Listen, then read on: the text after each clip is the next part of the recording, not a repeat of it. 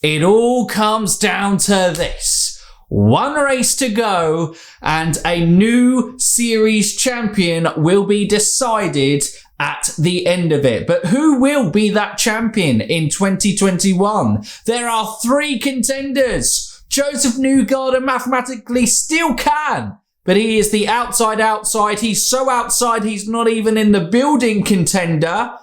Then you have Pato! And then, of course, Palou! Who will win it? Well, it's time for the final race preview of the 2021 season. So let's go. Hi guys, I'm Mike. And I'm Stephen. And this is Indy Fanatics, your home for IndyCar content with weekly podcasts and feature videos.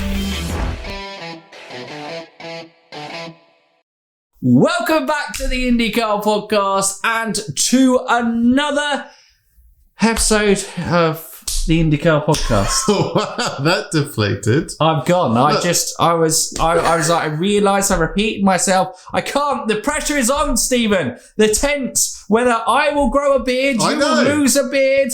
Whether Palou will secure his first championship, whether Pato will secure his first championship. Whoa. What's all this Palou and Pato stuff?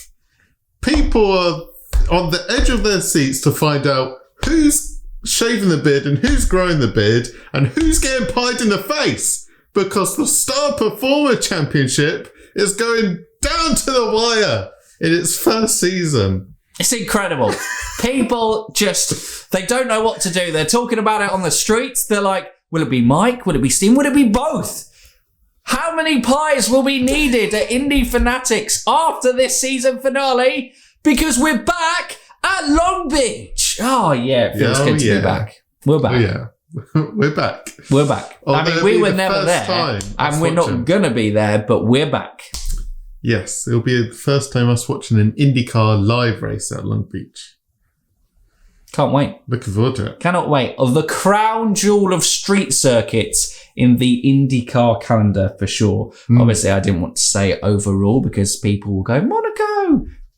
Track. But yes, Long Beach, fantastic. Been just like an ever-present fixture in IndyCar calendar since it switched over in 1984 to IndyCar after being on F1 for a couple of years. Yeah. But who's going to win it, Stephen? I guess we should start looking at the race because everyone knows the championship. This is the excitement. So we'll leave that a little bit because actually, probably the title contenders going into this aren't necessarily probably favourites to win it. No, it's the party poopers of Andretti Autosport. Party poopers Andretti. They're back again. The party pooper. They probably all wish that they were in title contention, but it's like, well, they're just going to be there and they're going to smash it. But it doesn't matter at all. I mean, it matters for them. Colton could go top 5. Rossi could maybe get into the top 10. I don't know. I don't know how bad Rossi's season is. Probably not top 10. That's probably a bit overly ambitious. But yeah, Colton hurt. Rossi, last time winner at Long Beach. Colton becoming the king of the streets. St. Pete dominate. Nashville, I know he didn't win, but he dominated 80% strong of that. In Detroit. Yes. Without actually winning a race there again. Yep.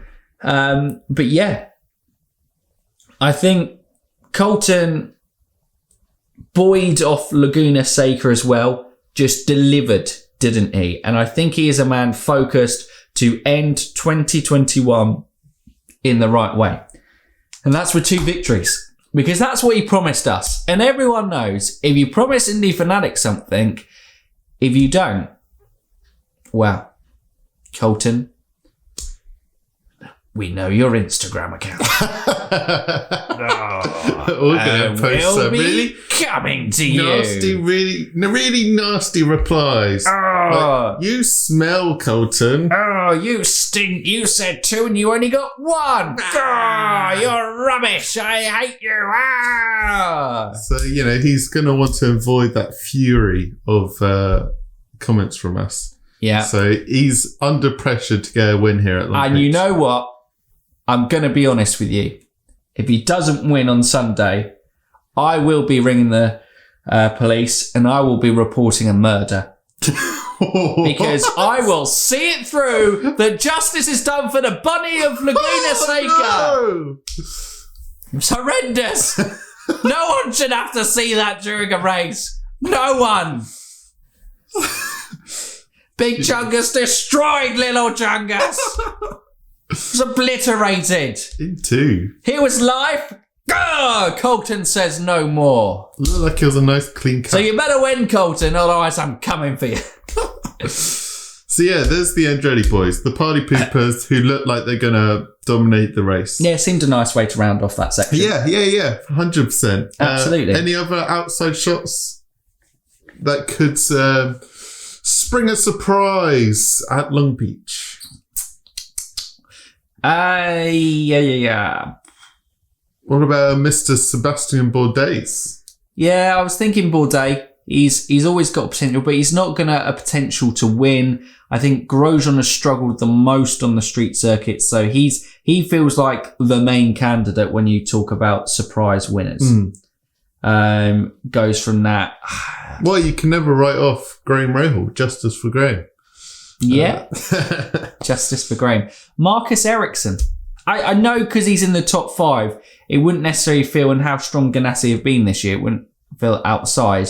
But, was strong in Detroit, won Nashville. Yep. If we're saying form in street circuits this year, then, Marcus Ericsson is right up there. He's probably got the most wins on street circuits this year, thinking about it. Because we've had 5, and he's won 2. Confirmed. Yeah. No, we've had 4, haven't we? Yeah. Pato, Yep. Double Marcus. So Marcus Ericsson can't be an outside contender because he's had his best season in IndyCar. But I think you definitely can't rule Marcus out for the win and ending his season on a personal high as well. Yeah. Other contenders, Ed Carpenter Racing seemed to have dropped off the cliff as a team. So I think that's a struggle there. Ryan Hunter-Ray and Hinchcliffe to go with Andretti have looked strong as a team on street circuits. Hurrah. Yeah, potentially. Could have a couple of top 10s there. And I remember, obviously, Hinchcliffe at St. Pete at back end of last season, that season finale, conceit had already pretty much been confirmed with Andretti by that stage. But, he was running very well until he wasn't. And it was Andretti's seemed to fit there. And I guess the only other real name to kind of bring into contention, well, it's 2. Josef Newgarden could easily win. I think, and Pato, they're the probably most likely to win out the title contenders. But then Alex Palou, we keep seeing this, Palou will just go and get the job done. So he will most likely finish the highest and win the championship. Yeah. But that's on to the next bit. So we'll talk about those guys when we talk about championship contenders. But Will Power is probably the other guy. Yes, of course. Will's gone a bit quiet again. Obviously, his seasons of late have been very up and downy. And after, of course, he had that engine issue at Laguna Seca after qualifying P3. Had to retire. I'm not sure if he got back out again. But he basically wasn't in contention. Yeah. So Will Power, very strong on street tracks, very strong qualifier. Could be a surprise. He could lead from the front, get pole, dominate. He will certainly want to round this season off on a high. Yeah. And he'll be incredibly frustrated about last week because maybe not would have been possible for a win, but he definitely would have had, I think, another podium. For sure. Last time out. And, could have kept the championship more interesting and alive for his teammate if he had finished P2. Possibly. Ahead of there. But I guess Joseph and Pato were like, why did Rossi and Power retire? Yes. Why did they retire? I go from there. But, like we said, there's one race left. It all comes down to this. Palou is... I don't think you can describe him as anything other than heavy favourite to secure the championship. Yeah. It looks like the IndyCar Series Championship is going to stay with Ganassi as a team, but not in the usual face in Scott Dixon, but with first season Ganassi driver for them, Alex Palou. Yeah. Shall we get into the numbers before discussing the title contenders? Well, Stephen, take those numbers away. Well, I can't take credit for the numbers because they come from Nathan Brown at IndyStar. Maybe we'll have a link so everyone can check that out. It's an article, isn't it? So I can leave the article in the description down below for you guys. And obviously, Nathan's always a great guy to follow on Twitter for updates and relevant journalism for the Indy Stars. So, always worth giving him a go. I think he also does like a fairly regular podcast with Jack Harvey, which is always a good listen. There we go. So I will get into it. Starting off with the outside guy. He's not even in the building. Josef Newgarden. He needs to score 54 points, which is a race win, start on pole, lead a lap, and lead the most laps. A small task. Whilst doing that, Palou needs to finish 24th or worse. Okay. And, not get pole, not lead a lap, not lead most laps, whatever. And Pato needs to finish second or worse, getting only 1 bonus point to either lead in a lap, but nothing else. So, that's, he can beat Pato if he absolutely dominates the race. But, yep. In fairness, okay, so out of this, all right, Josef Newgarden is more than capable of doing that. Yes. He is more than capable of leading the most laps, a lap, and winning the race. Yeah. From pole position. Yes. He needs to get pole, doesn't he? And point for pole? Yeah. Or did they not do that? Point for pole. So he is very capable of doing that. I mean, Colton Herta is going to be the main one who steps in his way for that pole position. Mm-hmm. But it's a lot to ask Alex Palou to not finish a race. That's the DNF. That's the DNF right there, isn't it? 24th. Yeah, essentially he needs a DNF or a crash in the closing stages. Yeah. Where he basically goes a lap down or something. But even then, if other people have fallen out, he could still classify probably as 23. So, Joseph's out the building. Yeah. There's a scenario he can win on 53 points, but that's if Palou finishes 25th or worse. Yeah. And that's without Pato getting a bonus point. Okay, so Pato. There's lots of different scenarios here. Let's go for the most realistic one of Pato getting the maximum 54 points. So that's doing what Newgarden done. All the bonus points and the race win. And Palou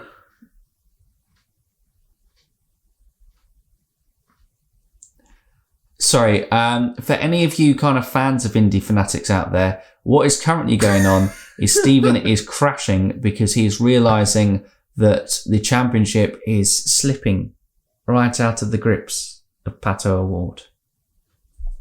Have you processed it yet? Even if Pato dominates the race, all Palou needs is 19 points, which would be finishing 11th or better without leading a lap, or finishing 12th and leading 1 lap. And then obviously the less points Pato scores, the lower Palou can finish. Essentially. So even if Pato wins the race and leads not the most laps, all Palou needs to do is finish 14th. And Alex is a competitor. He's not going to want to kind of go out and finish just like, oh, well, I got 10th and that's what secured the championship. I mean, he'd take it because he's more than earned it. Yeah. But he's going to be wanting to fight and get the best possible result he can. But just looking at that, Palou is heavy favourite to win this championship. And he's earned it. Yeah, he has done. Let's be honest, he's earned it. From that first race at Barber, getting his first win in IndyCar, he hasn't looked back. He's been Mr. Consistent all season. He's used that experience from Dixon. You know, I'm sure Marcus Ericsson and Jimmy Johnson and Tony Kanaan have all helped in their own ways in terms of mentality, racing on track, you know, experience, certain circuits. It's all culminated, as well as his own outstanding ability in a race car, that he has put himself in this position. And let's be honest here, if he wasn't kind of involved in that crash at Gateway, if his engine didn't give up on him at IMS, this title was already wrapped up. Yeah, for sure. It would have been a disappointing not title fight to the final race. Yeah, we would have just been talking more about Colton Herta and Alexander Rossi. Yeah. But yeah, Palou. Palou's been absolutely unbelievable. They really stand out from the season. Like, none of us put him in title contention at the beginning. Mm. We thought he would do well on the road circuits at Chip Ganassi. But we didn't think you couldn't look past Scott Dixon because how he's dominated that team and how everyone is formed to help Scott's title challenges. But Palou's just stormed it, absolutely dominated. And like you said, he really should have, if he hadn't had the bad luck, won the championship 2 or 3 races ago. Yep. So, as much of a Pato fan I am, you just got to congratulate Palou on his incredible achievement this year. You got to appreciate everything it's done, because that 10 car has been a little bit of a curse for Ganassi ever since Dario Franchitti retired. Yeah. There has been no one who has been able to match Scott or kind of challenge him within the team. And obviously, you know, it gets to that stage where there will be a point where Scott Dixon drops off, because even the all-time greats, they cannot just go on forever and ever and ever. I think it's too early to say, because obviously the 2019 season, Scott had a bit of an indifferent year and then went and won 2020. You know, it's very hard in IndyCar to win a championship. It's even harder to win back-to-back championships type of thing. I can't remember the last time someone won a back-to-back championship in IndyCar. Someone can probably, that's probably a good trivia one. Get involved in the comments and let us know who did that. It'll be something like... that's not including the Balde dominance in Champ Car. Yeah, obviously, yeah. Champ Car would be the most realistic one, because, yeah, Balde has the record for winning 4 back-to-back. But I suppose IRL and IndyCar championship, when was the last time? Has there been any back-to-back winners in that time? Be interesting. There must have, yeah. I think Franchitti might be the guy, if possible. But yeah, it makes it incredibly difficult for Dixon, and he's done well, I think, to just kind of be there or thereabouts. But he hasn't been involved in he's not involved in the title fight race going into the last season, which is crazy. No.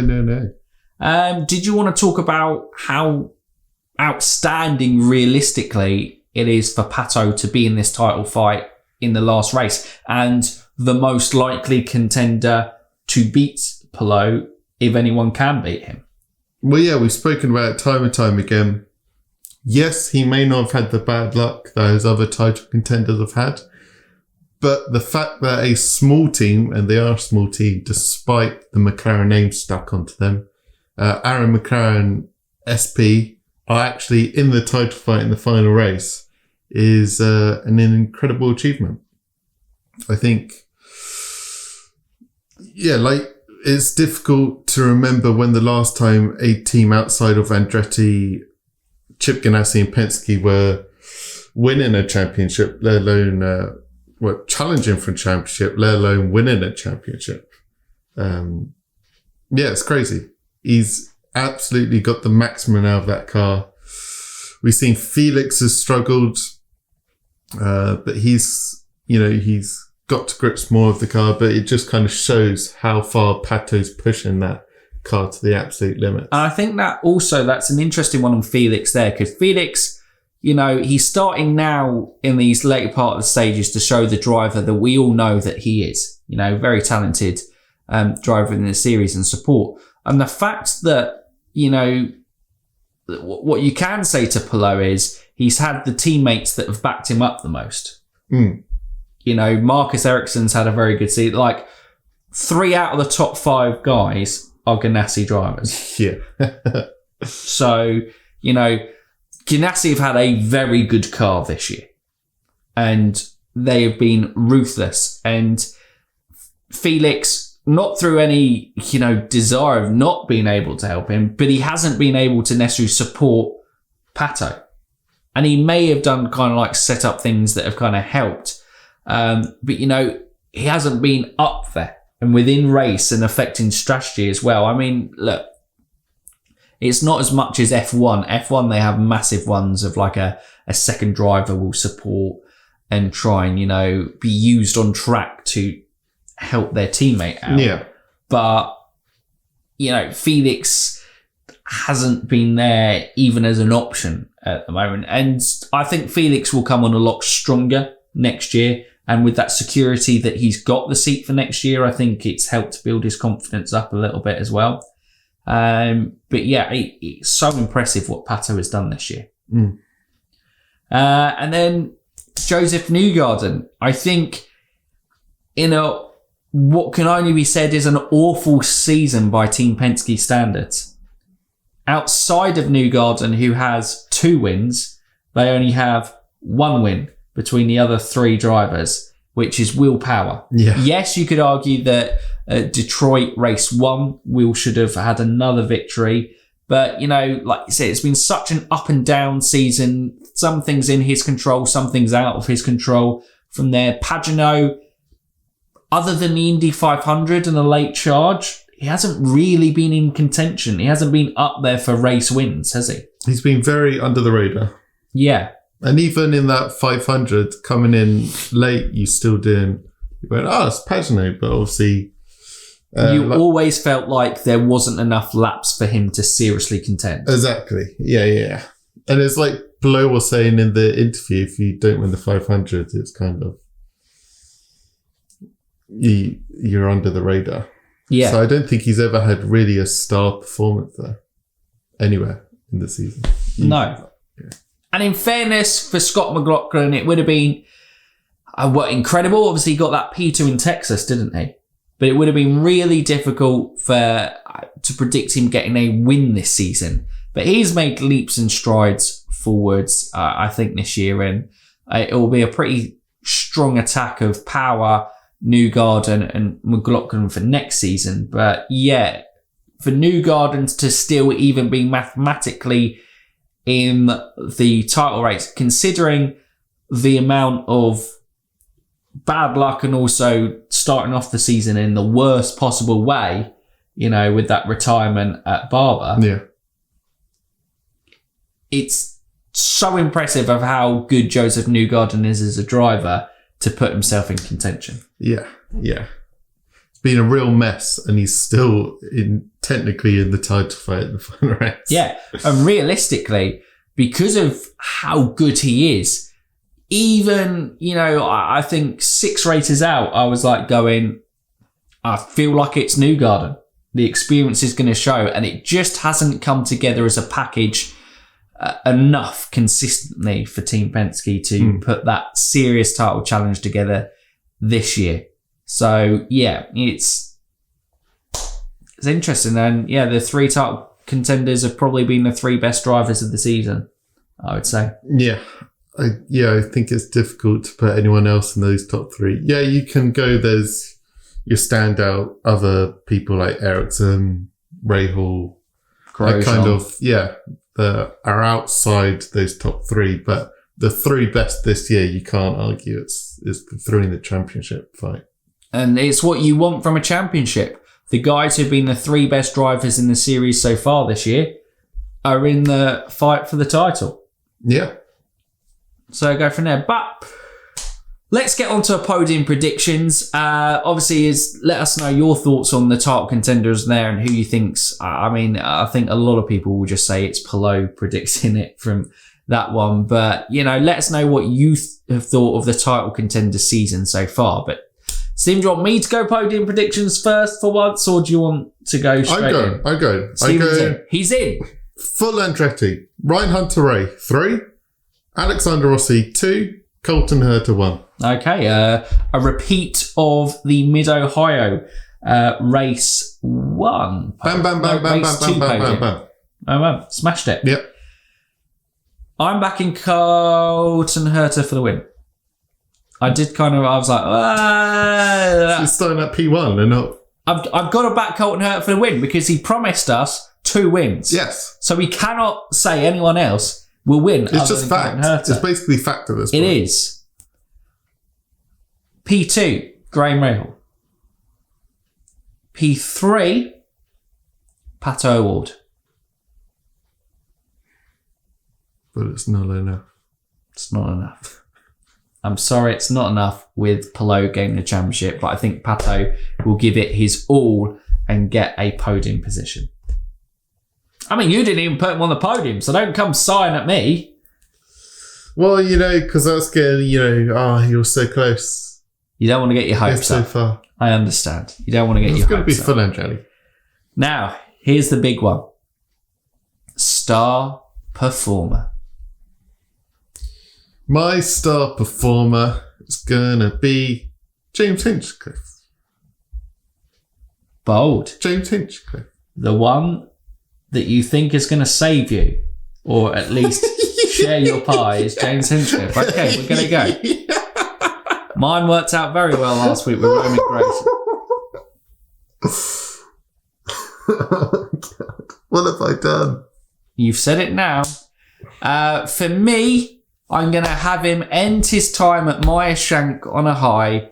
I'm going to go Jack Harvey for star performer with a strong top 10 finish. Okay. I think both, if they finish in the top 10, are strong there, and then it's whoever finishes ahead. Come on, James. Come on, Jack. The mayor go, Jack, go! of Hinchtown is back. Jedi Jack is always using the Force. But yeah, star performance. Okay, rookie.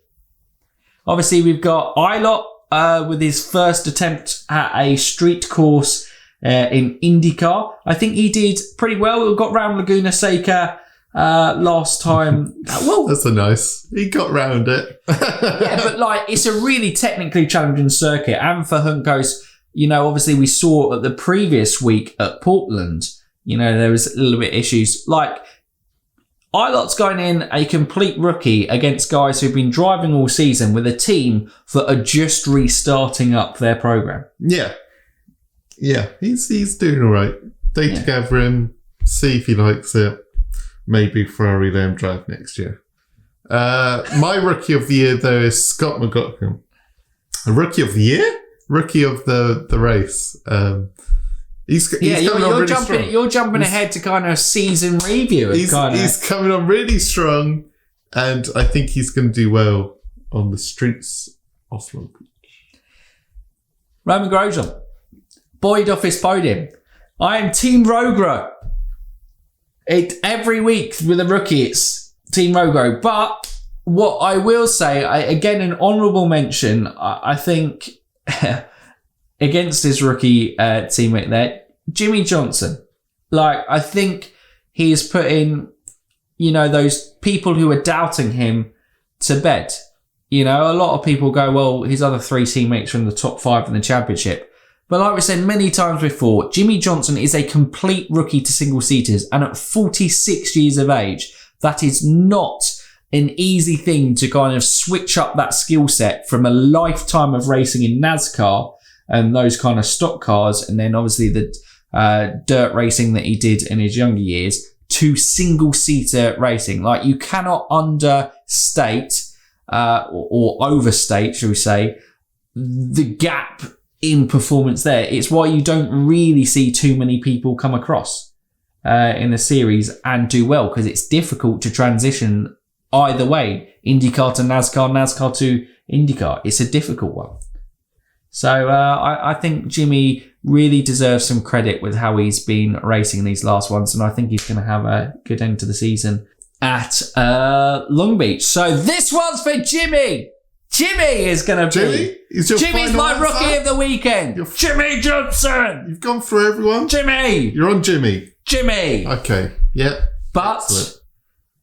what a season it's been.